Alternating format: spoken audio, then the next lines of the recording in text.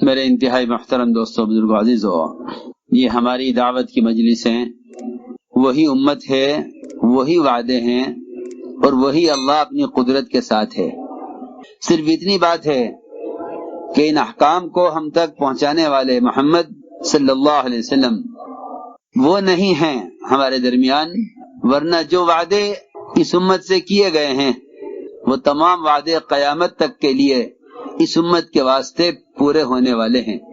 اس لیے ان مجلسوں کو کوئی میلہ یا کوئی تفریح کی چیز نہ سمجھا جائے، بلکہ ہمیں چاہیے کہ اپنے آپ کو ہر ایسی چیز سے بچائیں جو اللہ کی طرف سے ہدایت کے ملنے میں، جو اللہ تعالی کی طرف سے اللہ کا قرب اور محبت اور تعلق کے حاصل ہونے میں رکاوٹ بنتی ہو۔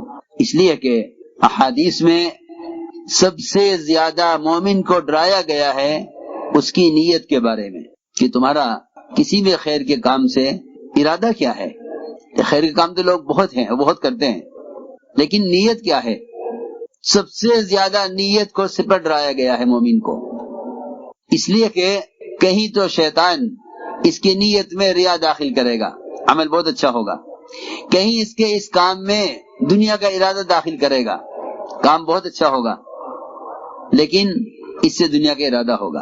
اس لیے سب سے پہلی بنیادی بات یہ ہے کہ اس راستے میں نکلنے والوں کو اور ان اجتماعات میں آنے والوں کو سب سے پہلے اپنی نیت کو صحابہ اکرام کی نیت کے عین مطابق کر لینا چاہیے۔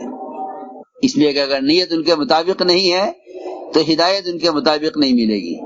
صحابہ اکرام ہدایت کے چراغ ہیں، وہ ہدایت کے مینار ہیں، وہ ہدایت کے مینار، ہدایت کے چراغ ہیں۔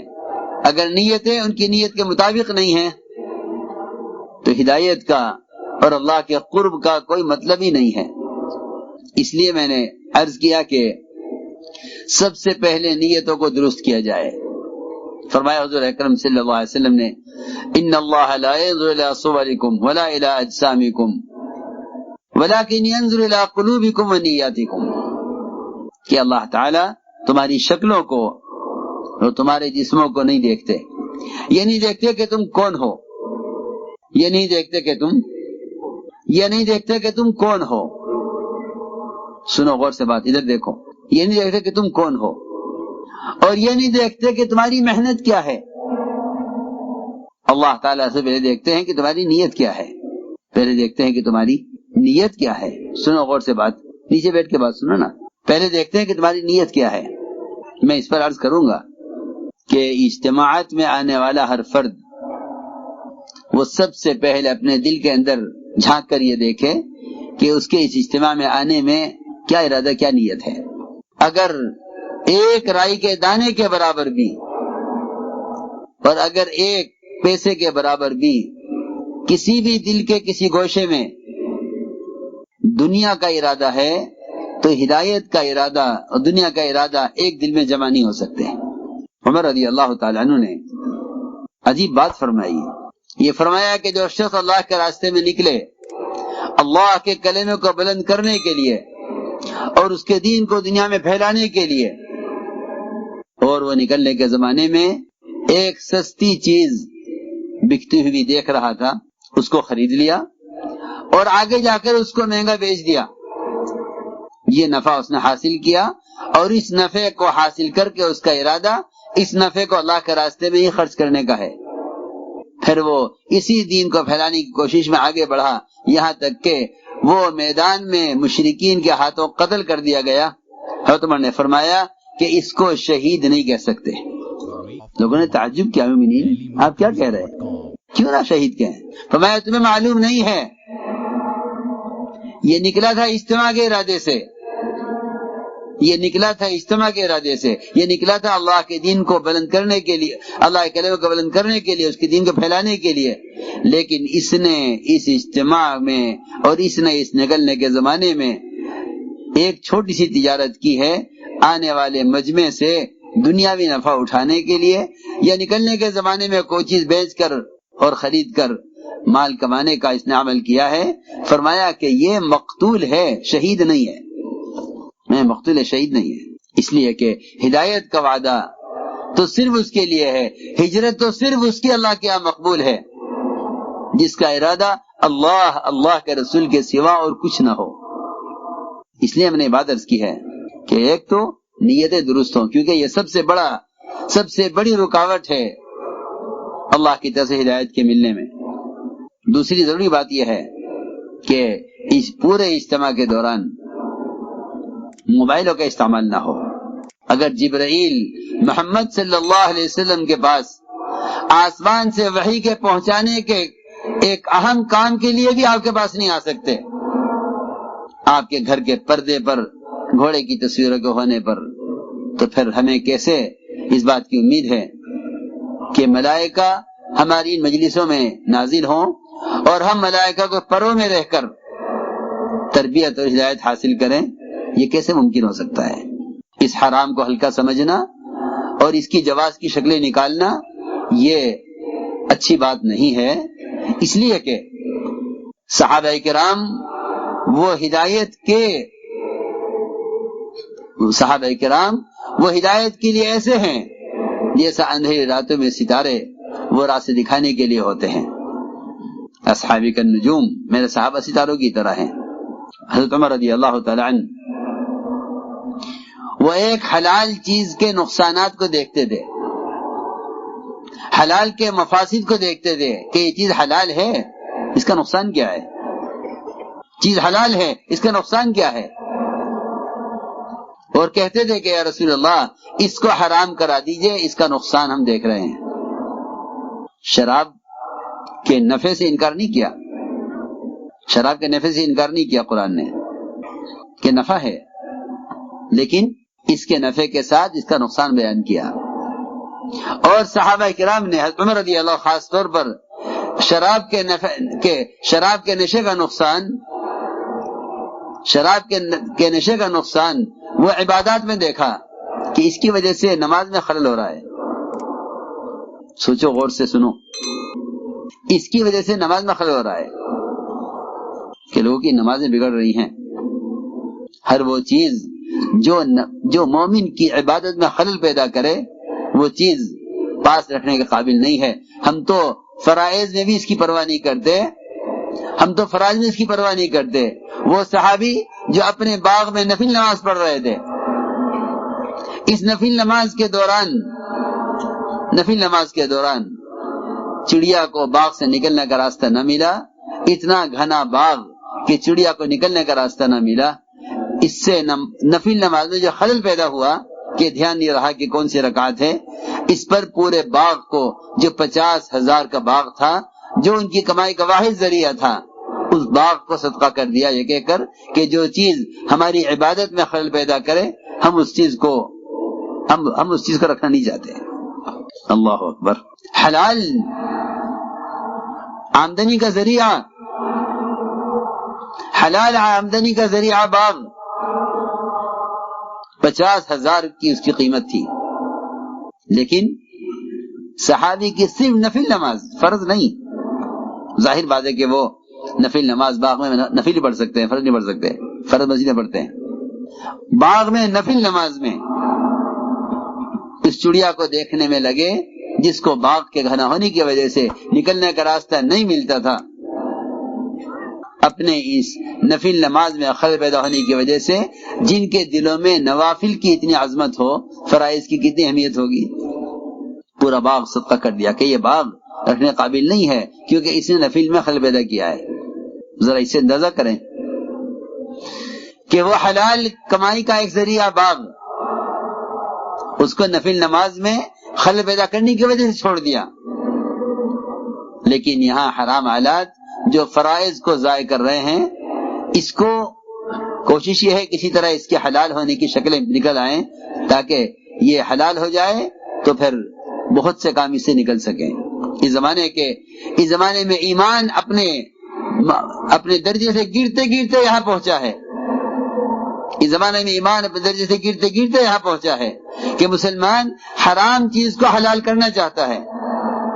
وہ صحابہ تھے جن کا ایمان اس درجے پر تھا کہ وہ ایک حلال چیز کو اس کے نقصانات کی وجہ سے حرام کرانا چاہتے تھے۔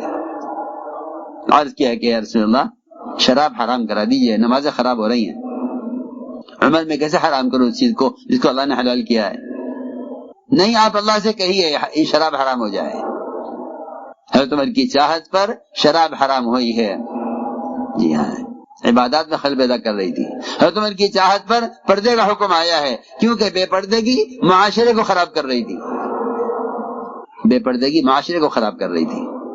اس لیے میں عرض کر رہا تھا کہ ان حالات نے، ان چیزوں نے عبادات کا خشوع بالکل ختم کر دیا، تو لوگ اس کے جواز کی کوشش میں لگے ہوئے ہیں، جی ہاں، اور تعویلیں کرتے ہیں، تعویلیں، حالانکہ حدیث میں صراحت ہے، حدیث میں صراحت ہے کہ سب سے سخت عذاب میں جہنم میں وہ ہوں گے جو تصویر لینے والے ہوں گے، سب سے سخت عذاب میں۔ میں عرض کر رہا تھا کہ ہمیں چاہیے کہ اپنی ان مجلسوں کو واقعی ذکر کی مجلس بنائیں، اور ذکر کی مجلس کو کہتے ہیں جس میں دل پر خوف اور خشیہ اور اللہ تعالی کی عظمت اور اللہ تعالی کی بڑائی اور اس کی عظمت شان کا تاثر ہو دل میں، اس کو ذکر کی مجلس کہتے ہیں۔ اگر دلوں میں یہ تاثر نہیں ہے تو پھر وہ غفلت کی مجلسیں ہیں۔ اس لیے میرے عزیز دوستو، اس 3 دنوں میں تو ہم اپنے آپ کو پابند بنائیں اس کا، اس لیے کہ تربیت مطلوب ہے، تربیت مطلوب ہے۔ فرماتے تھے وہ ذکر اور وہ تذکرے اور وہ مجلسیں جن سے اللہ کا تاثر پیدا نہ ہو، وہ کانوں کی عیاشی ہے، وہ کانوں کی عیاشی ہے جس سے اللہ کا تاثر پیدا نہ ہو۔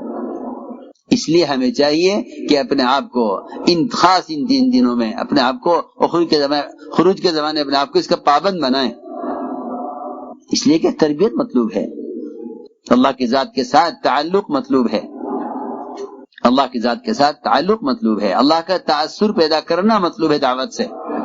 اور دعوت کا خاصہ ہے یہ کہ دعوت اللہ کا تاثر پیدا کرتی ہے، کہ دعوت اللہ کا تاثر پیدا کرتی ہے۔ اللہ کا تاثر اتنا پیدا ہوگا جتنا اللہ کو بولا جائے گا۔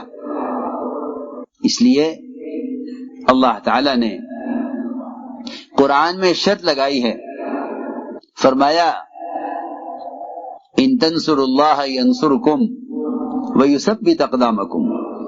میں نے آیت اس لیے پڑھی تھی تاکہ سب سے پہلے پورا مجمع اس بات کو سمجھے کہ مسلمان کو اپنے پورے دین پر چلنے کا اختیار کیوں نہیں ہے، اور مسلمان کو اپنے دین پر استقامت کیوں نہیں ہے۔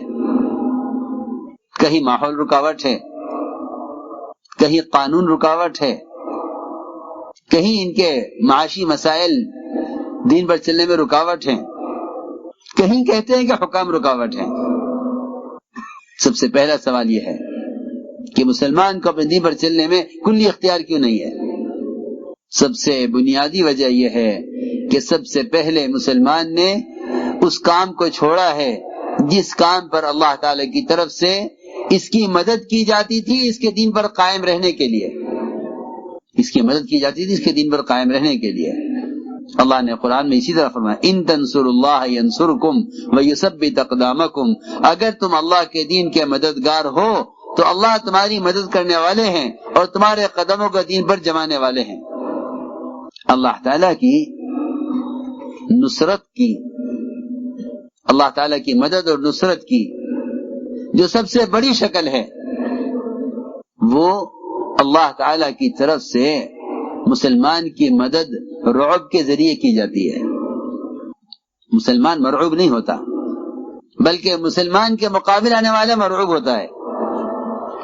مسلمان مرعوب نہیں ہوتا، کیونکہ اللہ تعالیٰ نے قرآن میں فرمایا ہے کہ جو اللہ کا پیغام بندوں تک پہنچائیں گے وہ اللہ کے غیر سے نہیں ڈریں گے، اللہ ان کے دلوں میں غیر کا خوف نکال دیں گے۔ لا یخشون احدا الا اللہ، یہ اللہ کا وعدہ ہے کہ جو اللہ کے بندوں کو اللہ کی طرف بلائیں گے اللہ سب سے پہلے ان کے دلوں سے اپنے غیر کا خوف نکال دیں گے۔ جب ان کے دلوں سے اللہ کے غیر کا خوف نکل جائے گا تو انہیں اپنے دین پر چلنے میں کوئی رکاوٹ ان کے رکاوٹ نہیں ہوگی۔ اس لیے ایک حقیقت ہے کہ اللہ تعالی نے مسلمانوں کی نصرت کا اور ان کے اپنے دین پر جمنے کا جو وعدہ کیا ہے وہ وعدہ صرف دعوت اللہ پر کیا ہے. ان تنصروا اللہ ینصرکم ویثبت اقدامکم، اگر تم اللہ کے دین کے مددگار ہو تو اللہ تمہاری مدد کرنے والے ہیں اور تمہارے قدموں کو دین پر جمانے والے ہیں. لیکن سب سے پہلے یہ معلوم ہونا چاہیے کہ اللہ کے دین کی نصرت کیا ہے. جی ہاں، پہلے معلوم ہونا چاہیے کہ اللہ کے دین کی نصرت کیا ہے. نصرت کسے کہتے ہیں؟ لوگ خیر کے کاموں میں مال خرچ کر دینے کو دین کی نصرت سمجھ بیٹھے ہیں. لوگ خیر کے کاموں میں مال خرچ کر دینے کو دین کی نصرت سمجھ بیٹھے ہیں. اس کا نقصان یہ ہوا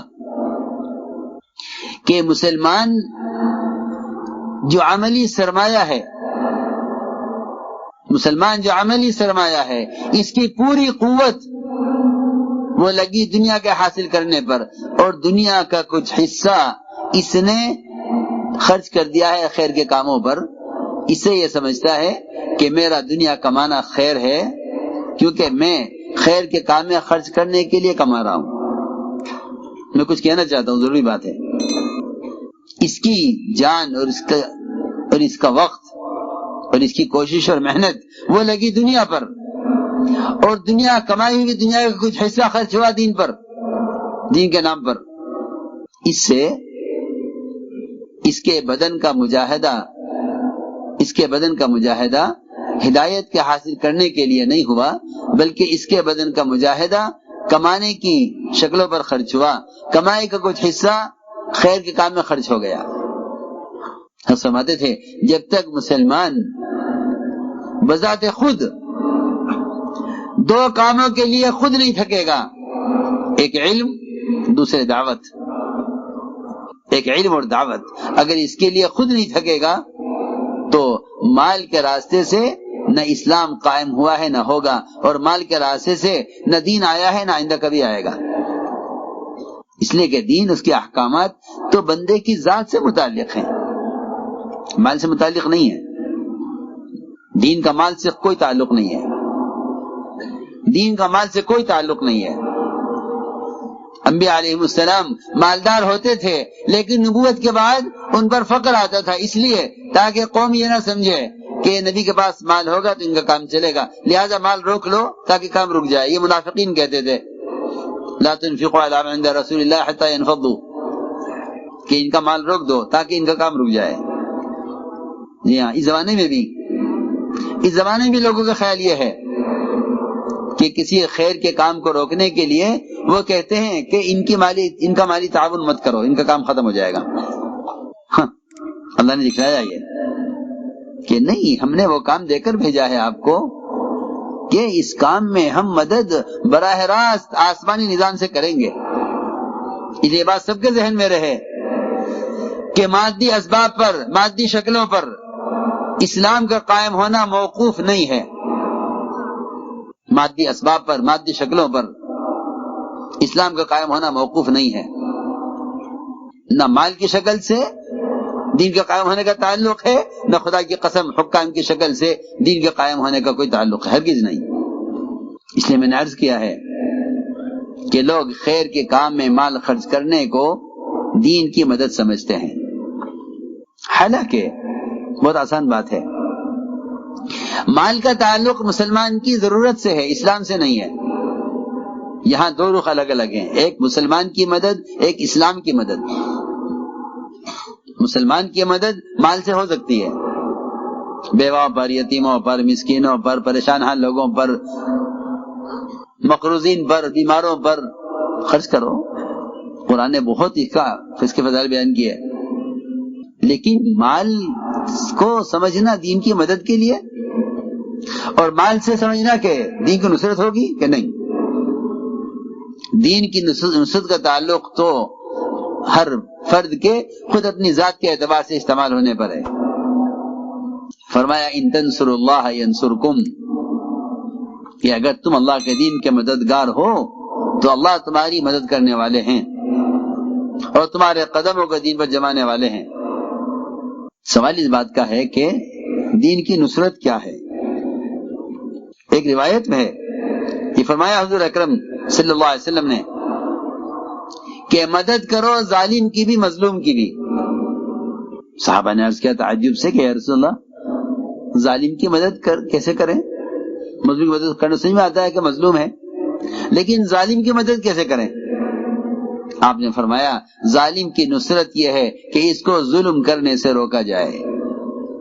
اس سے معلوم ہو گیا کہ دین کی نصرت وہ نہی المنکر، اور دین کی نصرت وہ منکر کرنے والے کو منکر سے باز رکھنا، یہ دین کی نصرت ہے۔ اگر مالی امدادی نصرت ہے تو یہ نہ کہا جاتا کہ نصرت کرو مالدار کی بھی ہے، نصرت کرو ظالم کی مظلوم کی بھی۔ ظالم کی مدد مال سے نہیں ہو سکتی، ظالم کی مدد تو اس سے ہوگی کہ اس کو ظلم سے روک دیا جائے۔ اس لیے اللہ تعالی نے دین کی نصرت کرنے والوں سے وعدہ کیا ہے ان کی نصرت کا اور ان کے قدموں کو دین پر جمانے کا۔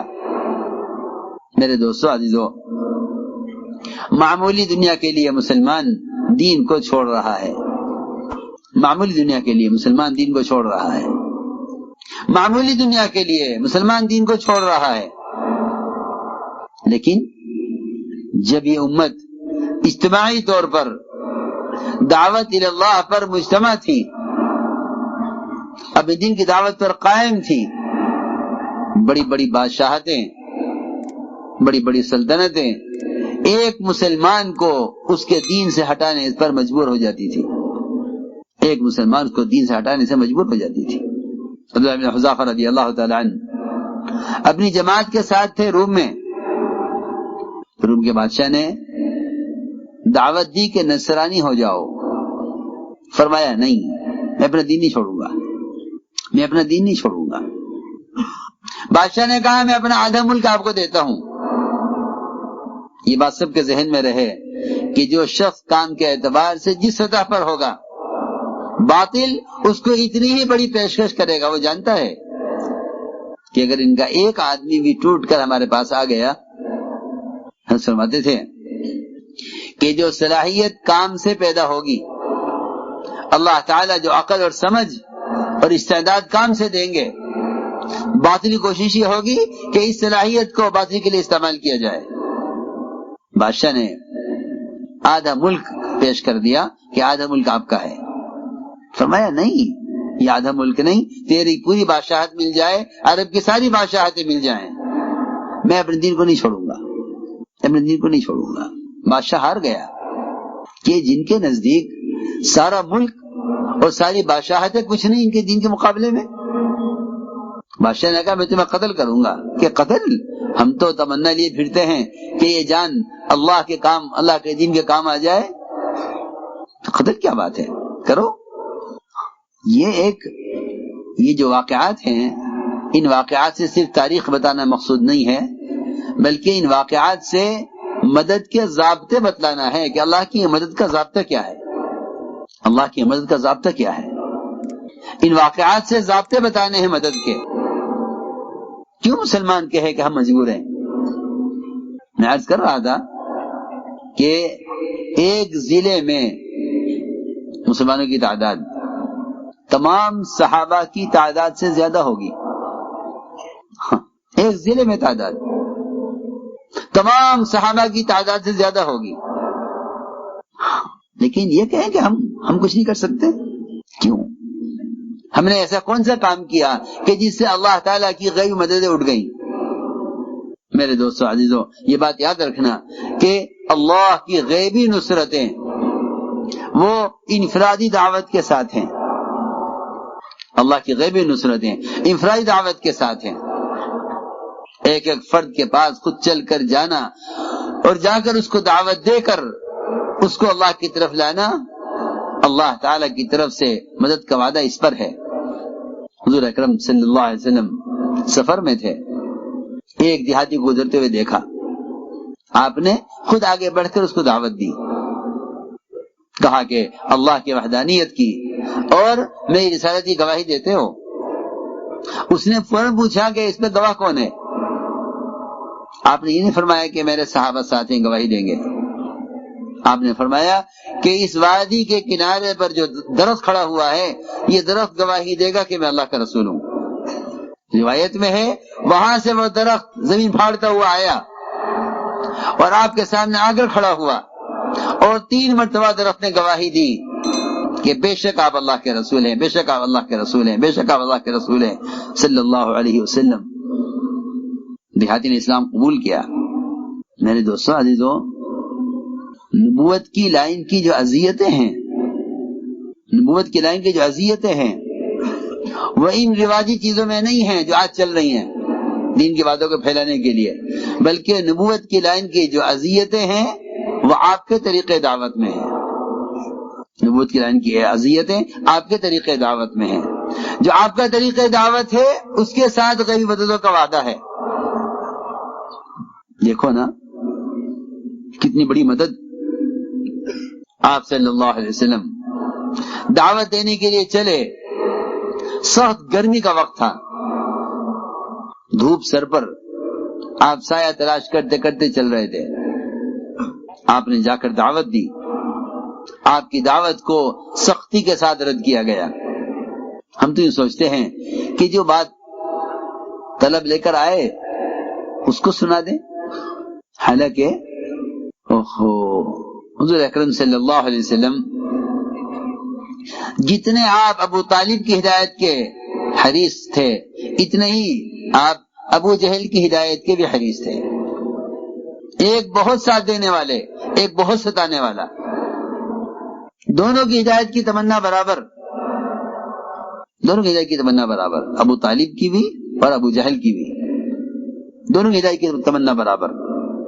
آپ صلی اللہ علیہ وسلم خود تشریف لے گئے، آپ کی بات کو سختی سے رد کیا گیا۔ روایت میں ہے کہ آپ کو اتنا غم تھا اس کا کہ آپ قرن ثعالب تک پہنچ گئے، آپ کو ہوش نہیں تھا غم کی وجہ سے کہ ہماری بات کو قبول نہیں کیا۔ اتنا غم تھا آپ کو کہ قرن ثعالب پہنچنے تک آپ کو ہوش نہیں تھا۔ وہاں پہنچے آپ تو اچانک ایک دھماکہ ہوا جس سے آپ متوجہ ہوئے کہ کون ہے؟ کہ ہاں ہم ہیں جبرائیل۔ کیا بات ہے؟ جبرائیل نے آ کر عرض کیا کہ اللہ نے آپ کا دعوت دینا بھی سن لیا اور آپ کی دعوت کا رد کرنا بھی سن لیا۔ اللہ نے مجھے اس لیے بھیجا ہے کہ میرے ساتھ یہ پہاڑوں کا فرشتہ ہے، یہ 2 پہاڑ جبل احمر، ابو قبیس، یہ 2 پہاڑ ہیں، آپ حکم دیجئے ہم ان دونوں پہاڑوں کو آپس میں ملا کر ان نہ ماننے والوں کو کچل کر ختم کر دیں۔ یہ مدد، یہ غیبی مدد ہے، ان نہ ماننے والوں کو کچل کر ختم کر دیں۔ میں یہ واقعات اس لیے عرض کر رہا ہوں تاکہ ہم اس دعوت کی نقل حرکت کے تمام اعمال میں، خروج میں، گشتوں میں، ملاقاتوں میں ان نصرتوں کے یقین کی طرف آئیں۔ ورنہ مجھے جو اصل بات مجھے آپ سے کہنی ہے سب سے وہ یہی ہے کہ اگر ان غیبی نصرتوں کے یقین کے ساتھ کام نہیں کرو گے تو مسلمان ہر موقع پر آ کر یہ کہے گا کہ ہم کچھ نہیں کر سکتے، ہر موقع پر کہے گا ہم کچھ نہیں کر سکتے۔ ان کے دین میں نقصان ہو، ان کے شریعت میں خلل پیدا کیا جائے، ان کے احکام شریعت کو بدلا جائے، اور یہاں تک کہ ان کے معابد خطرے میں پڑ جائیں، یہ یوں کہہ کر خاموش ہو جائیں گے کہ ہم کچھ نہیں کر سکتے۔ کیوں؟ میں یہ عرض کرنا چاہتا ہوں کہ وہ غیبی نصرتیں کہاں ہیں جن کا وعدہ اس امت سے، صحابہ سے کہیں زیادہ کیا گیا ہے۔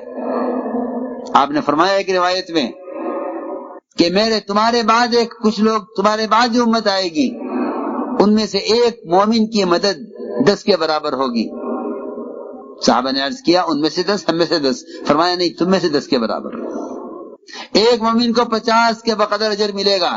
صحابہ نے کہا کن میں سے 50؟ ان میں سے 50، ہم میں سے 50۔ فرمایا کہ نہیں، تم میں سے 50 صحابہ کے بقدر ایک مومن کے لیے اجر اور 10 صحابہ کے بقدر ایک مومن کی مدد۔ یہ آپ نے فرمایا ہے۔ مسلمان جی ہم کیا کریں؟ لیکن میرے دوستو عزیزو، قربان جائیں محمد صلی اللہ علیہ وسلم کی وسعت قلبی پر اور ساری انسانیت کے لیے ہدایت کے غم پر، کہ جب ستانے والوں کے بارے میں یہ پیشکش ہوئی اللہ کی طرف سے کہ آپ کی بات مانتے نہیں ہیں، آپ کی بات مان کر بیٹھے نہیں ہیں، آپ کی بات نہیں مانتے ہیں اور آپ کے کام میں رکاوٹ بنے ہوئے ہیں، آپ کے کام میں رکاوٹ بنے ہوئے ہیں، ہم تو آپ سے صرف اجازت چاہتے ہیں، اجازت چاہتے ہیں کہ آپ کی اجازت ہو تو ہم یہ دونوں پہاڑ جبل احمر ابو قبیس انہیں دونوں کو آپس میں ملا دیں اور یہ سب کچل کر ختم ہو جائے۔ فرمایا نہیں، میں یہ نہیں چاہتا، میں یہ نہیں چاہتا۔ میرے دوستو عزیزو، اندازہ کرو، جو لوگ دکان کو وقت دیتے ہیں وہ دکان کا جلہ برداشت نہیں کر سکتے، جو لوگ کارخانے کو وقت دیتے ہیں وہ کارخانے کا بند ہونا برداشت نہیں کر سکتے۔ ذرا اندازہ کرو، کیونکہ یہاں جان اور وقت لگا ہے، اس سے محبت ہے۔ انبیاء علیہ السلام اپنی ساری کوشش لگاتے ہیں اللہ کی مخلوق کو اللہ سے جوڑنے پر، وہ ستانے والوں کو باقی رکھنا چاہتے ہیں کہ نہیں، میں یہ نہیں چاہتا۔ فرشتے نے کہا ان میں سے کوئی ایمان لانے والا نہیں ہے۔ آپ نے فرمایا اگر یہ بات طے بھی ہو چکی ہے کہ ان میں کوئی ایمان لانے والا نہیں ہے، تب بھی میں چاہتا ہوں کہ ان کو باقی رکھا جائے، ان کو باقی رکھا جائے، تاکہ ان کی پشت میں جو اولادیں چھپی ہوئی ہیں وہ پیدا ہوں گی، پھر وہ بڑی ہوں گی، پھر میں ان کو دعوت دوں گا، وہ اسلام میں داخل ہوں گی۔ یعنی دعوت میں اتنی وسعت ہے، دعوت میں اتنی وسعت ہے کہ امت، حضور اکرم صلی اللہ علیہ وسلم نے امت بنائی ہے، امت۔ اس لیے آپ کی دعوت میں سب سے اہم چیز یہ ہے کہ آپ کی دعوت میں وسعت ہے۔ آپ کسی انسان کا درجہ اس سے کم نہیں سمجھتے تھے کہ آپ اس کو خود دعوت دیں۔ آپ نے امت جو بنائی ہے وہ دعوت میں اپنی وسعت قلبی سے بنائی ہے۔ جی ہاں، قومیت سے، برادری سے، رنگ سے، زبان سے، لغت سے، ان سب سے اونچے ہو کر کام کیا ہے۔ ہاں، یہ نہیں یہ کس قبیلے کے ہیں اور یہ کس رنگ کے ہیں، یہ کس زبان کے ہیں، نہیں۔ حضور اکرم صلی اللہ علیہ وسلم نہ آپ علاقائی نبی ہیں، نہ آپ کی محنت علاقائی ہے، نہ آپ قوم کے نبی ہیں، نہ آپ کی محنت قومیت کی بنیاد پر ہے، بلکہ ساری انسانیت کی طرف آپ مبعوث ہیں۔ اس لیے آپ کی دعوت کی سب سے اہم چیز یہ ہے کہ آپ کی دعوت میں عمومیت ہے، آپ کی دعوت میں عمومیت ہے، امت عمومیت سے بنی ہے۔ اس لیے میں بات ہماری یاد رکھنا کہ ہمارے اس کام میں طبقاتی جوڑ نہیں ہے، فلاں طبقے کو جوڑیں، فلاں طبقے کو جوڑیں، کہ نہیں، امت تو طبقات میں بٹی ہوئی ہے۔ یہ کام تو امت کو جمع کرنے کے لیے ہے، یہ کام بکھری ہوئی امت کو جمع کرنے کے لیے ہے۔ امت طبقات میں بٹی ہوئی ہے، یہ کام امت کو جمع کرنے کے لیے ہے۔ اس لیے حضور اکرم صلی اللہ علیہ وسلم نے، آپ نے کبھی بھی انتقام سے کام نہیں لیا، کیونکہ انسانیت کی ہلاکت کا جذبہ اور ہدایت کا جذبہ، یہ دونوں جذبے ایک دل میں جمع نہیں ہو سکتے، کہ جذبہ ہدایت کا بھی ہو، ہلاکت کا بھی ہو۔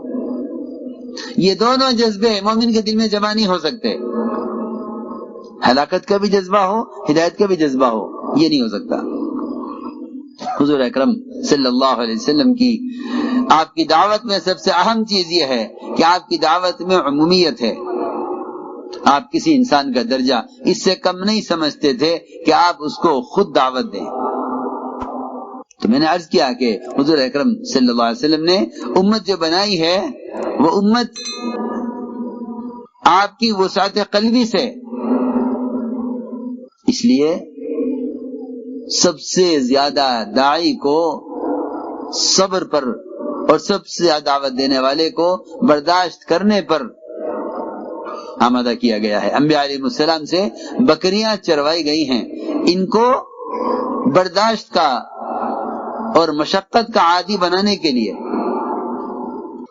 ان سے بکریاں چروائی گئی ہیں۔ ان کو برداشت کرنے کا اور مشقت کا عادی بنانے کے لیے کہ ایسا جانور ان سے چروایا کہ جس پر نہ سواری کر سکتے ہیں، نہ بکری پر بوجھ رکھ سکتے ہیں، اور نہ ان کو مار سکتے ہیں، نہ بکری میں ڈنڈا لگنے کی قوت ہے، نہ وزن اٹھانے کی قوت ہے، جی ہاں، اور نہ یہ سواری کے قابل ہیں۔ نبیوں سے بکریاں چروانے کی حکمت یہ تھی، اتنا برداشت کرتا ہے چرواہا اپنے بکریوں کے ریوڑ کو، اتنا برداشت کرتا ہے، اگر ایک بکری کھا رہی ہے تو یہ انتظار میں رہے گا جب تک یہ کھا کر فارغ نہ ہو جائے۔ جی ہاں، بکھرے ہوئے جنگل سے بکریوں کو سمیٹنا اور ایک ایک بکری کے انتظار میں کھڑا رہنا، یہ مزاج بنایا گیا۔ اس لیے میں کہوں گا میں کہ امت میں افتراق اور امت کے ٹکڑے جو ہوتے ہیں وہ بے صبری اور تحمل نہ ہونے کی وجہ سے ہوتے ہیں، ورنہ انبیاء علیہ السلام کی صفات میں سب سے بنیادی صفت صبر ہے، بنیادی صفت صبر ہے کہ آپ صلی اللہ علیہ وسلم نے اس راستے کی اذیتیں برداشت کی ہیں۔ سب سے بڑی صفت انبیاء علیہ السلام کی وہ صفت صبر ہے، اور صبر علامات نبوت میں سے ہے، کہ صبر علامات نبوت میں سے ہے، صبر علامات نبوت میں سے ہے۔ میں تو کہا کرتا ہوں کہ اس راستے کا سفر کے لیے سب سے بنیادی چیز صبر ہے۔ جیسے گاڑی کے لیے پیٹرول ایک بنیادی شرط ہے کہ جہاں تک تیل ہوگا وہاں تک گاڑی جائے گی، جہاں تیل ختم ہو جائے گا وہاں سفر ختم ہو جائے گا، گاڑی چلے گی نہیں۔ اس کام کے کرنے والے گاڑی چلے گی نہیں صبر کے بغیر، اس کام کے کرنے والے گاڑی چلے گی نہیں صبر کے بغیر۔ جی ہاں، کہ صبر اس کام میں گاڑی کے ایندھن اور تیل کی طرح ہے، کہ انتقام کا جذبہ نہ ہو۔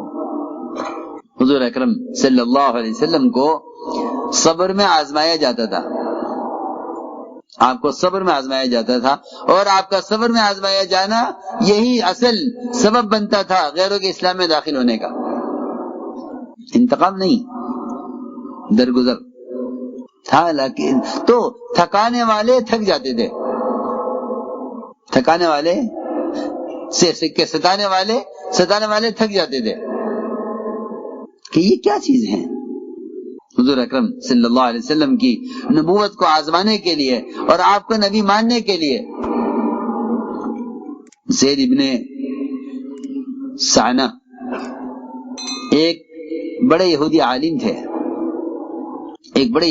تھے، اپنی کتابوں میں حضور اکرم صلی اللہ علیہ وسلم کے سارے اوصاف اور علامتیں پڑھی، پھر حاضر خدمت ہوئے اور آپ کو دیکھا اور دیکھ کر سمجھ گئے کہ ہاں ظاہری علامتیں ہیں کہ آپ نبی ہیں، لیکن ایک ایسی علامت کتابوں کے اندر پڑھی ہے ہم نے، وہ کہتے ہیں زید بن سعنہ کہ ایسی علامت کتابوں کے اندر پڑھی ہے ہم نے کہ ان کو جتنا ستایا جائے گا ان کے تحمل میں، ان کے صبر میں، ان کی برداشت میں اتنا زیادہ اضافہ ہوگا، لیکن انہیں کیسے آزمایا جائے۔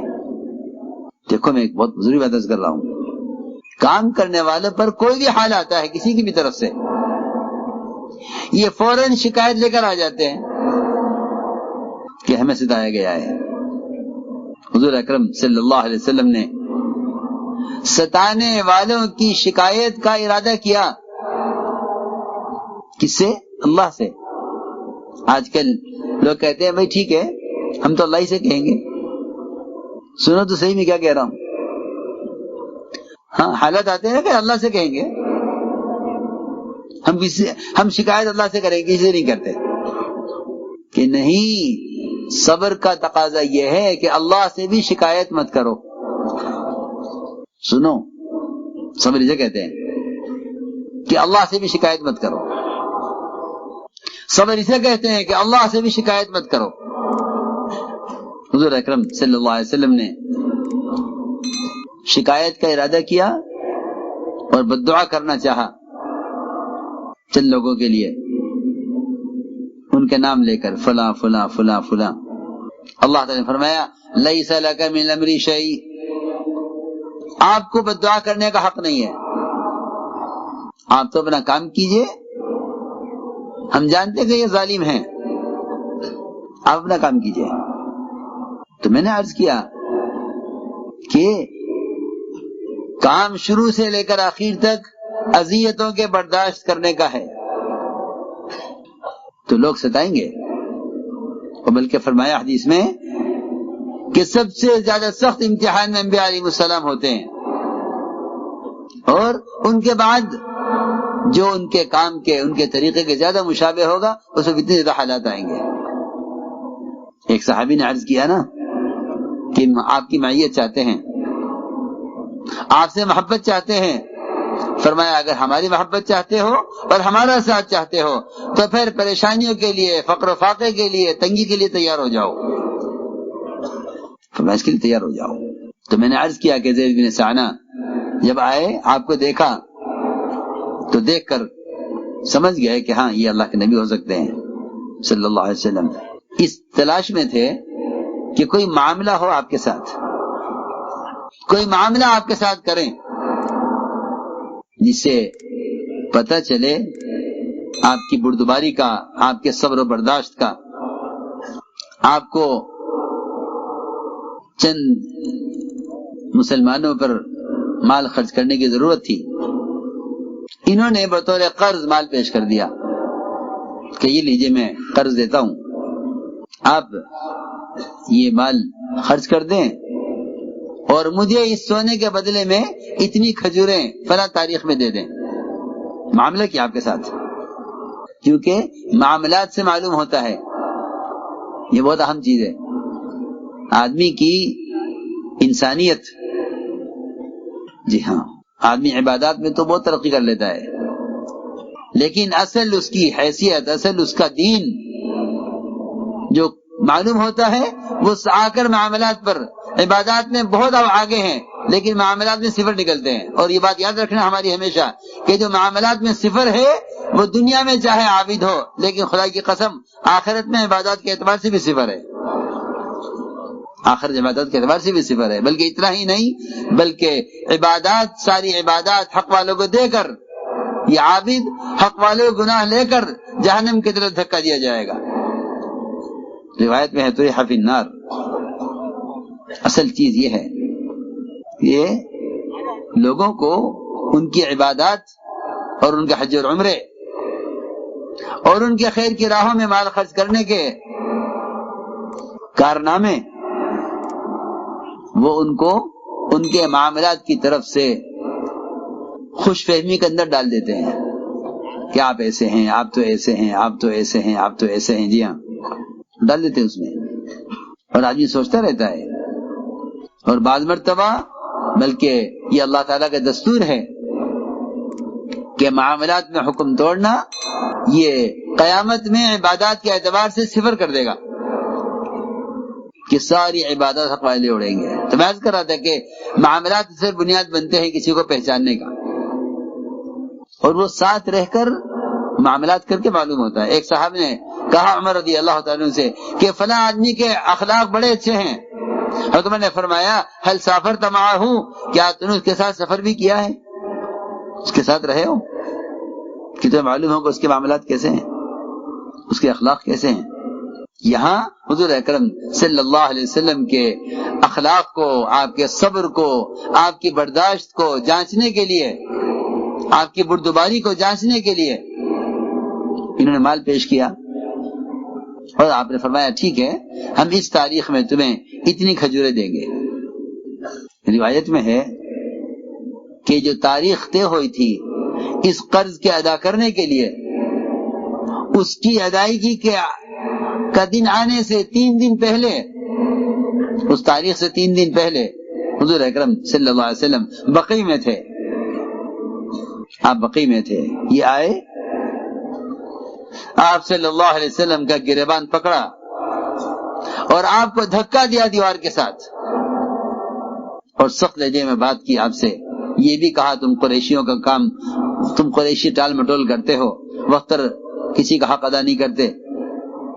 یہ سارا منظر حالانکہ ابھی 3 دن باقی ہیں، ابھی 3 دن باقی ہیں، لیکن یہ معاملہ اور یہ زیادتی آپ کے ساتھ، حضور اکرم صلی اللہ علیہ وسلم نے انتہائی تحمل کے ساتھ کوئی جواب نہیں دیا اس کی بات کا، اور کوئی جوابی کارروائی نہیں کی، کوئی جوابی کارروائی نہیں کی۔ لوگ بیچارے اس کوشش میں ہوتے ہیں کہ اگر اپنے دفاع کے لیے اینٹ کا جواب پتھر سے نہیں دیا گیا تو ہم ختم ہو جائیں گے، حالانکہ اللہ کی جو مدد صبر پر آتی ہے وہ مدد انتقام پر نہیں آتی۔ اللہ تعالیٰ کی مدد تو خاموش رہنے والے کے لیے فرشتہ متعین کر دیا جاتا ہے، جو خاموش رہنے والے کی طرف سے خود جواب دیتا ہے۔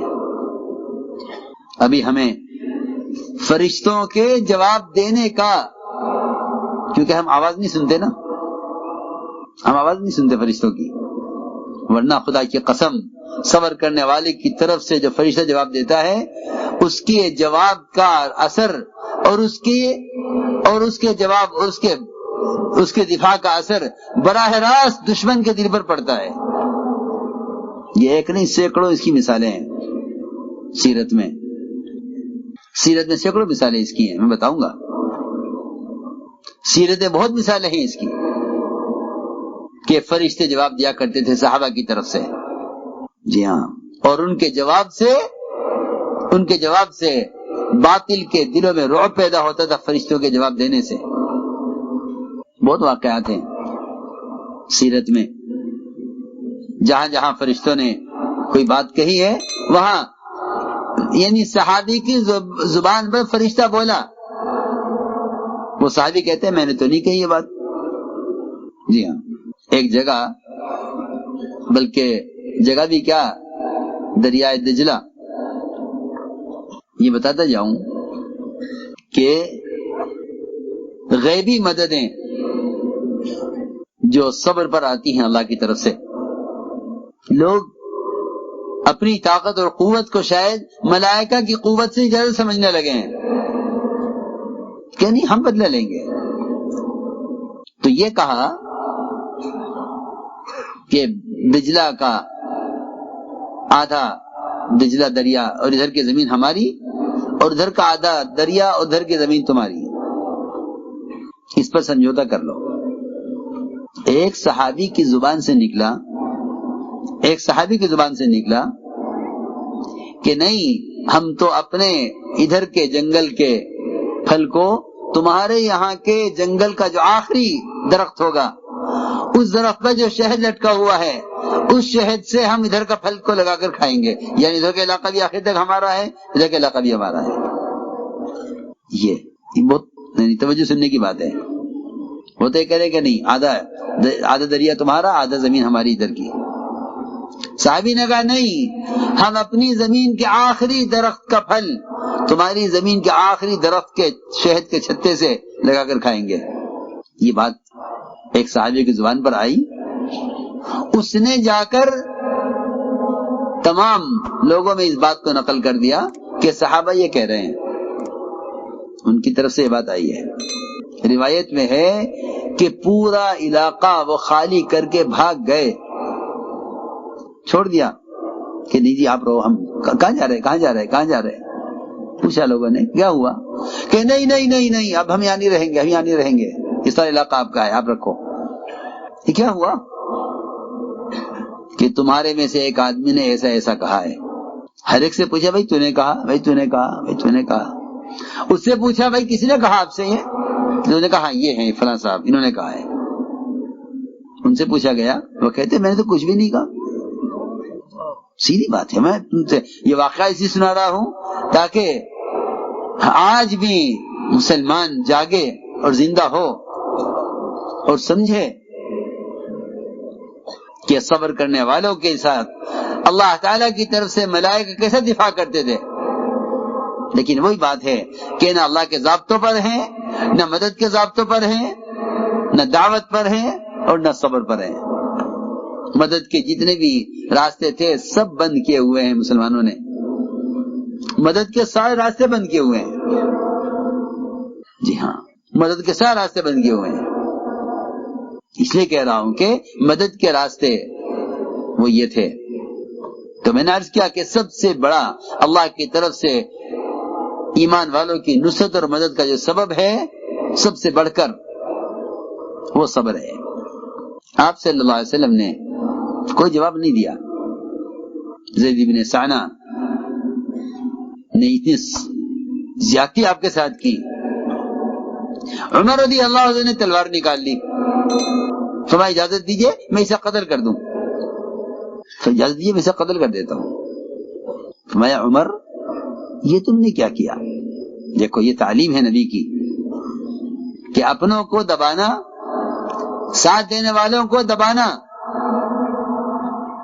ساتھ دینے والوں کو دبانا اور اذیت دینے والوں کو نوازنا، یہ طریقہ ہے نبوت کا. ستانے والوں کو نوازو، ستانے والوں کو نوازو اور ساتھ دینے والوں کو دباؤ، یہ نبوت کا مزاج ہے. اور ساتھ دینے والوں کو ابھارو، ان پر احسان کرو، انہیں قریب کرو، اور ستانے والوں کو سے بدلہ لو کہ یہ مزاج نبوت کا نہیں ہے، یہ مزاج بادشاہت کا اور سیاست کا ہے. نبوت کا مزاج یہ نہیں ہے. نبوت کا مزاج یہ ہے کہ ستانے والوں کو نوازو. اللہ اکبر. حضور اکرم صلی اللہ علیہ وسلم نے فتح مکہ کے موقع پر جتنا مال آیا سارا مال آپ نے مشرکین پر، طلقاء پر خرچ کیا. انصار کو کچھ نہیں دیا، ایک پائی انصار کو نہیں دی. جی ہاں، اب زبان میں کام کرنے والے کہتے ہیں ہمیں کوئی پوچھتا نہیں ہے، شکایت ہے. جی ہاں، اس زمانے میں نصرت کرنے والوں کو شکایت ہے.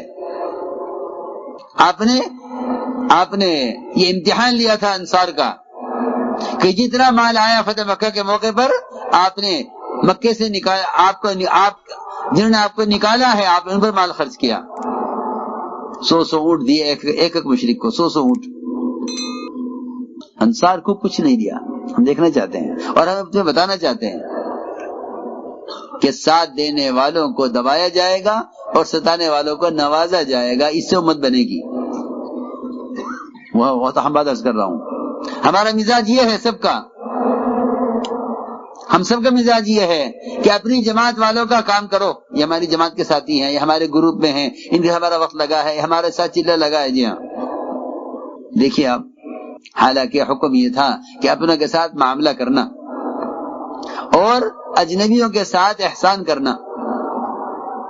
اپنوں کے ساتھ معاملہ، اجنبیوں کے ساتھ احسان. یہاں سارا کام الٹا ہوا ہے. اجنبیوں پر کے ساتھ معاملہ کرتے ہیں، اپنوں پر احسان کرتے ہیں.